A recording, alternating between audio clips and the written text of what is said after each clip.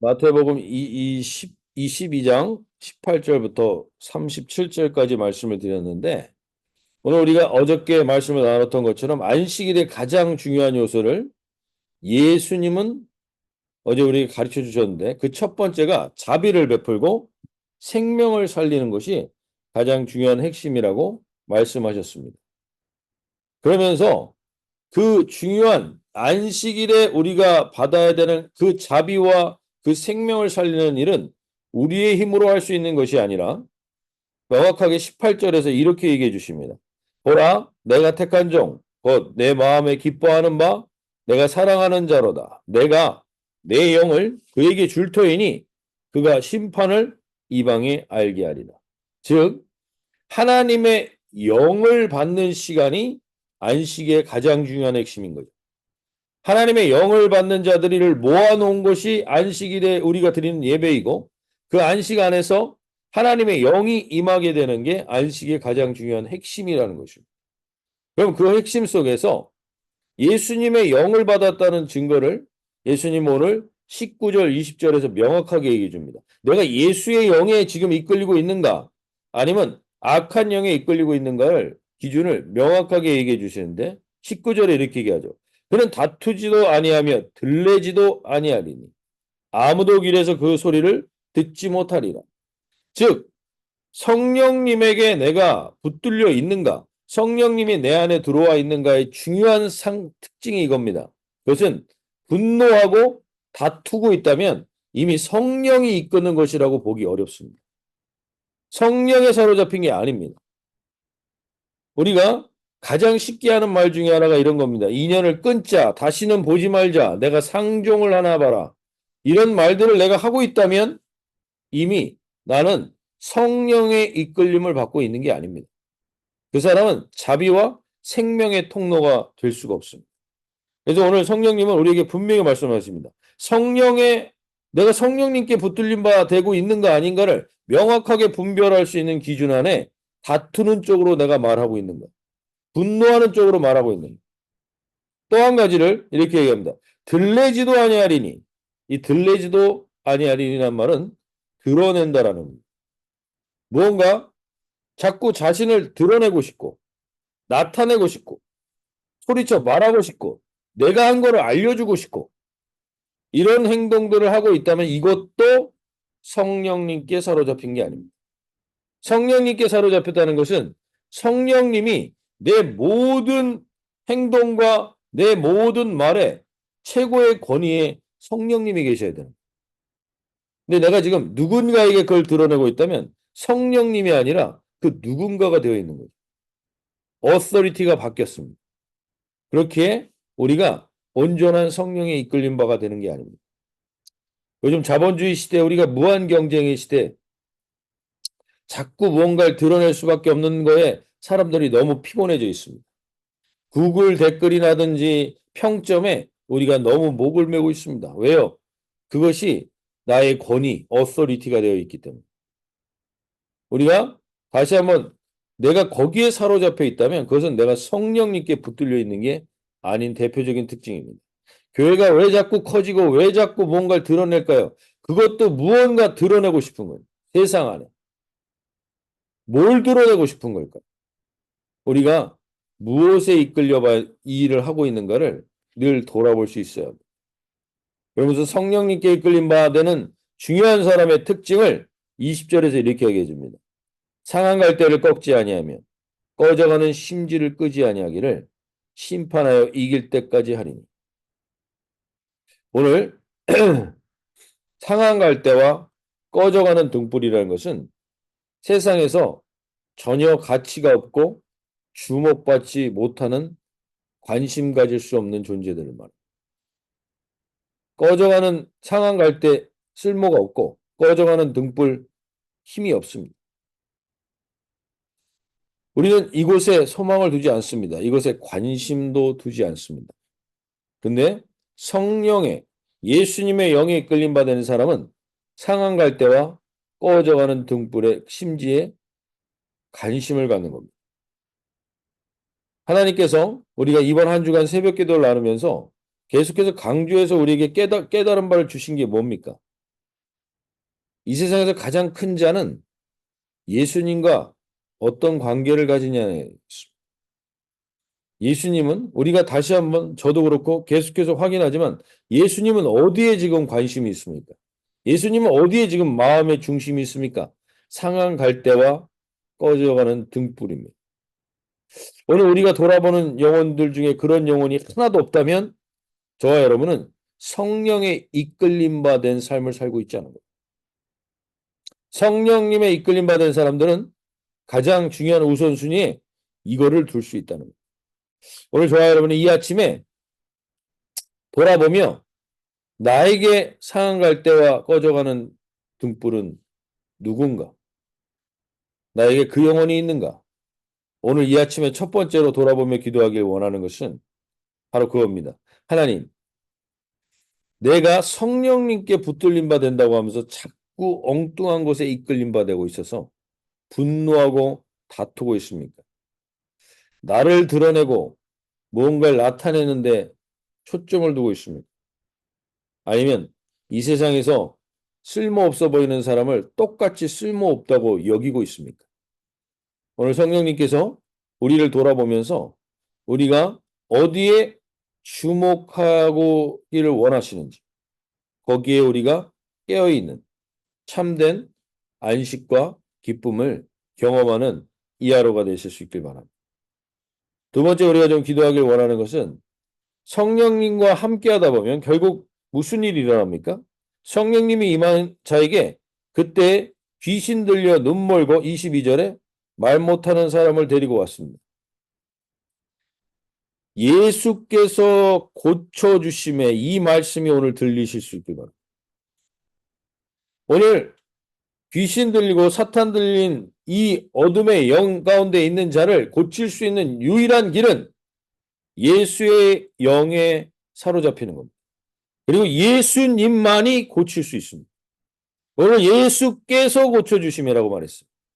오늘 우리가 누구나 알게 모르게 우리는 지금 어둠의 영에 사로잡혀 있게 됩니다. 그렇게 사로잡혀 있는 자들에게 유일한 길은, 살 길은 예수의 영이 임하는 겁니다. 오늘 예수님을 붙드는 겁니다. 근데 여기 귀신 들린 자, 사탄의 귀신 들린 자에게 대표적인 모든 눈 멀고 말 못하고 기먹은 사람들이 눈 멀고 말 못하고 기먹은 사람들이 다 귀신 들린 게 아니에요. 그렇게 판단하시면 안 되겠죠, 당연히. 근데 이 상황은 그런 겁니다, 지금. 이 상황. 근데 이걸 말씀하시는데 우리가 오늘 좀 깨닫기를 원하는 건 어둠의 세력, 귀신이 우리에게 들어오는 대표적인 통로가 뭡니까? 우리를 사로잡는 대표적인 통로가 뭡니까? 그것은 듣고 말하는 겁니다. 듣고 말하는 것을 통해서 우리 안에 들어옵니다. 잘 보십시오. 우리가 무슨 이야기를 계속 듣고 있느냐가 내가 그 영의 지배를 받습니다. 내가 돈 이야기를 듣고 있으면 돈의 지배를 받게 되고 내가 어떤 다른 것에 음란한 얘기를 듣고 있으면 음란한 것에 지배를 받게 되고 그래서 듣는 것이 중요하죠. 내가 무엇을 듣고 있는가? 글로 성령이든 어둠의 영이든 들어오게 됩니다. 그래서 우리가 자꾸 이 말씀을 듣고 하나님 앞에 나아가는 일을 자꾸 하는 이유 중에 하나는 우리가 듣는 장소와 듣는 이 지경을 다르게 하기 위한 겁니다. 근데 들리는 거는 우리가 어떻게 컨트롤하기 어렵습니다. 내가 안 들으려고 해도 들리는 건 어쩔 수가 없습니다. 그렇기 때문에 듣는 것으로부터 우리를 지킬 수 있는 방법은 그러한 자리에 가지 않거나 그러한 사람들과 만나지 않는 방법밖에 없습니다. 그래서 듣는 것에서는 하나님이 듣는 것을 통해서 어둠의 영이 들어오는 곳에 우리가 깨어있기를 원하고 반면에 우리가 보는 것은 눈이 멀었다고 하는데 보이는 것은요. 우리를 유혹하는 것에 우리가 좀 더 주도적으로 반응할 수 있습니다. 그것은 우리가 보지 말아야 될 걸 보지 않는 것을 우리가 선택할 수 있고 눈을 감을 수도 있고 그리고 그것을 클릭하지 않을 수도 있습니다. 근데 우리가 음란한 것이든 무엇이든 우리에게 보일 때 유혹하는 것이 보일 때 이것을 클릭하는 거는 내 눈으로 본 거를에 따라서 내가 움직이게 됩니다. 그러면 이제 어둠의 영이 우리 안에 들어오는 것이고 오늘 저와 여러분은 이 아침에 무엇보다도 우리가 듣고 우리가 보고 우리가 말하는 환경 속에서 어떠한 사람들과 교제하고 있으며 어떠한 상황에 주로 노출되고 있는지를 돌아볼 수 있길 바랍니다. 이것은 우리가 특별히 우리의 다음 세대, 우리의 자녀들을 위해서도 함께 기도해 줄 수 있길 바랍니다. 우리가 무엇을 듣고 무엇을 보고 있는가? 어떤 것에 우리가 노출되어 있는가? 하나님, 그 온전하지 못한 것에 노출되어 있는 것에 있다면 예수님이 고쳐주십시오. 오늘 이 아침에 오늘 주님이 그 영으로 우리와 함께하여 주셔서 예수님이 이 일을 행하실 수 있음을 우리에게 알려주시옵소서. 오늘 우리 가운데 누구나 정확합니다. 여러분, 두 가지밖에 없습니다. 세상은. 두 가지밖에 없습니다. 내가 이 정도면 그냥 일반적인 세상 사람들과 교양 있게 살아가는 이 기준으로 살아갈 것 같고 이 정도면 괜찮게 살고 있는 거 아닌가 착각하고 계신 분들이 있을 수 있는데 중요한 것은 오늘 명확하게 이렇게 얘기합니다. 26절 보시면 만일 사탄이 사탄을 쫓아내면 스스로 분쟁하는 것이니 그리하고야 어떻게 그의 나라가 서겠느냐. 사탄의 나라도 여러분 분쟁이 없습니다. 사탄끼리 분쟁하지 않는다는 겁니다. 우리가 이 땅에서 나름 편안하고 특별히 죄를 짓고 살고 있는 것 같지 않고 나름 이 정도 그렇게 그래도 좋은 일을 하면서 살고 있는 것에 만족하고 있다면 그것은 하나님의 나라라고 착각하실 수 있는데 그것은 하나님의 나라가 아니라 사탄의 나라입니다. 오늘 어둠의 나라가 섭니다. 무엇을 통해서요? 두 가지밖에 없습니다. 우리가 살아가는 세상에서 극단적으로 딱 두 가지밖에 없다는 사실 명확하게 아셔야 됩니다. 그의 어둠의 나라와 그리고 오늘 28절에 얘기하시는 그러나 내가 하나님의 성령을 힘입어 귀신을 쫓아내는 것이면 하나님의 나라가 이미 너희에게 임하였느니라. 성령님의 지배를 받으면 하나님의 나라고 어둠의 영의 지배를 받으면 사탄의 나라인 겁니다. 이 두 가지밖에 없어요. 중간 지대는 없습니다. 이 정도면 되게 교양 있고 나름 괜찮게 사는 것 같지만 자기가 하나님이 되어 있으면 그건 사탄의 나라입니다. 교양 있어 보이는 사탄의 나라. 우리가 하나님의 나라에 명확하게 서기 위해서는 성령님께 사로잡히는 것밖에 없습니다. 내가 오늘 하루 살아가면서 저와 여러분 분명히 아십시오. 저와 여러분의 오늘 하루 우리는 하나님의 나라를 살 수도 있고 사탄의 나라를 살 수도 있습니다. 근데 사탄의 나라를 살면서도 만족할 수 있습니다. 나름 만족하면서 이 정도면 괜찮아라고 생각할 수 있습니다. 오늘 하나님은 우리에게 명확히 예수님은 말씀해 주십니다. 성령에 사로잡힌 게 아니면 어둠의 영에 사로잡힙니다. 내가 보고 듣고 말하는 현장이 어떤 현장입니까? 그 현장에 어떠한 일을 주로 생각합니까? 상한 갈대와 꺼져가는 등불과 같은 사람에겐 관심이 없이 삽니까? 여러분, 성령에 사로잡힌 삶이 아닙니다. 하나님의 나라에 있는 게 아닙니다. 사탄의 나라에 있는 것인데 교양이 있어 보이는 겁니다. 오늘 우리가 여기서 명확하게 하나님이 말씀해 주십니다. 29절에 사람이 먼저 강한 자를 결박하지 않고서야 어떻게 그 강한 자의 집에 들어가 그 세간을 강탈하겠느냐. 결박한 후에야 그 집을 강탈하리. 오늘 하나님 성령님은 분명히 얘기해 주십니다. 나는 사탄보다 강한 자랍니다. 이 세상에 사탄보다 강한 사람은 없습니다. 어둠의 영보다 강한 존재는 없습니다. 그렇게 얘기하는 사람은 우습게 여기면 됩니다. 맞는 말이 아니기 때문에. 사탄을 이길 수 있는 유일한 길은 성령님입니다. 성령님만이 강한 자를 결박하고 우리에게 새로운 회복을 줄 수 있습니다. 오늘 저와 여러분이 이 아침에 다시 한번 명확히 설 수 있길 바랍니다. 여러분들이 성령님께 사로잡혀 있다. 겁내지 마십시오. 두려워하지 마십시오. 그러나 교양이 있어 보이는데 사탄에게 속해 있다. 불안할 겁니다. 반드시 두려움이 있을 겁니다. 반드시 염려가 있을 겁니다. 분명한 차이가 있습니다. 우리가 성령님께 사로잡힌 자에겐 하나님이 그 은혜대로 그들을 이 모든 것에 성령에 있는 사람은 사탄의 나라를 쫓아내고 하나님의 나라를 도래하게 합니다.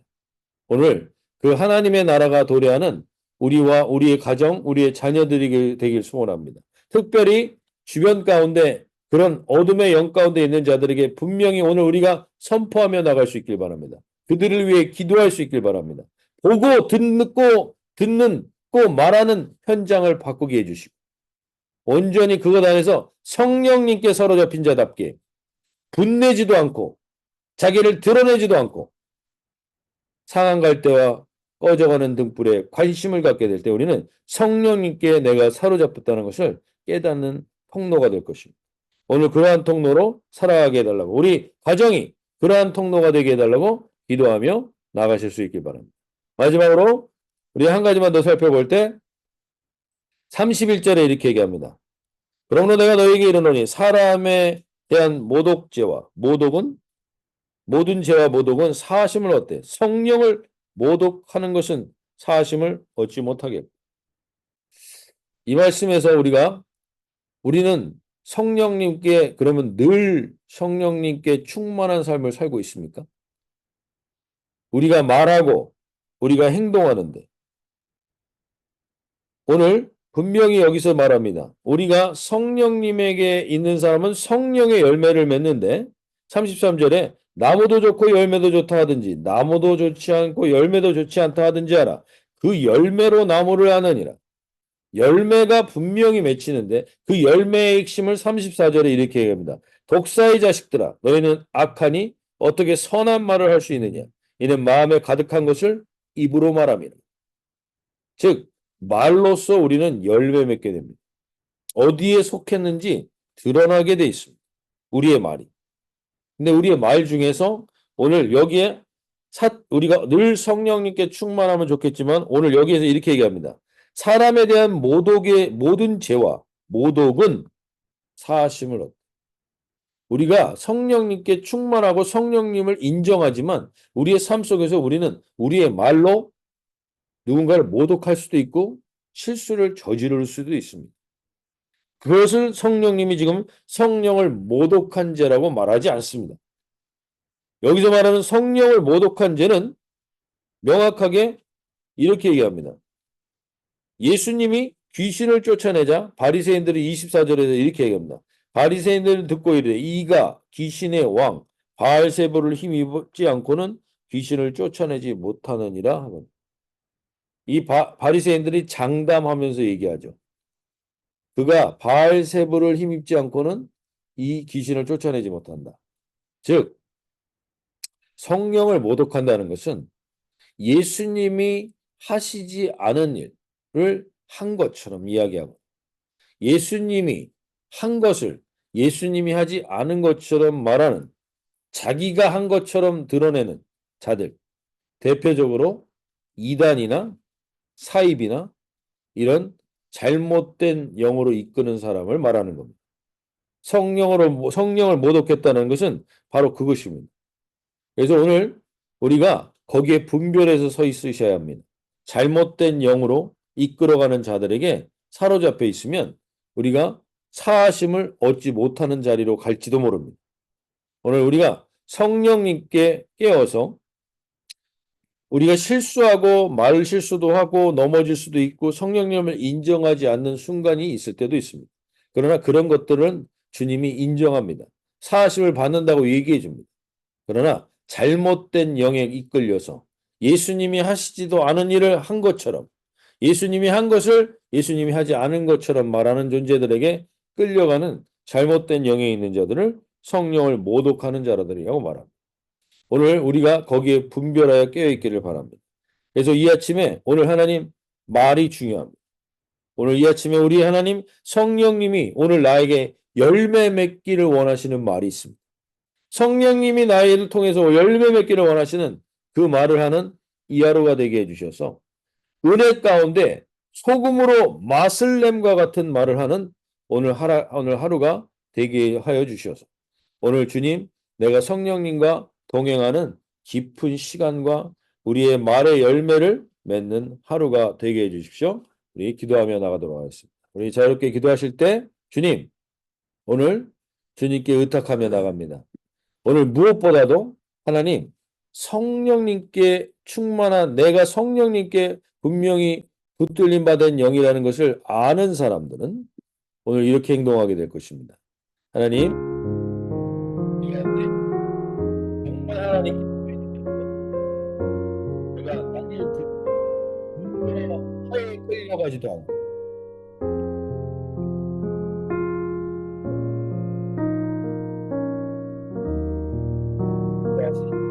그리고 이 말씀하십니다.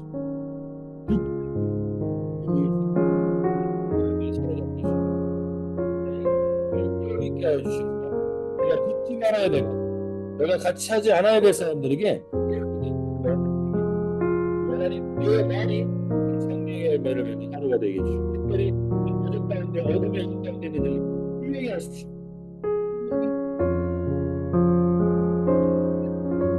성령님께 붙들림 받으셔서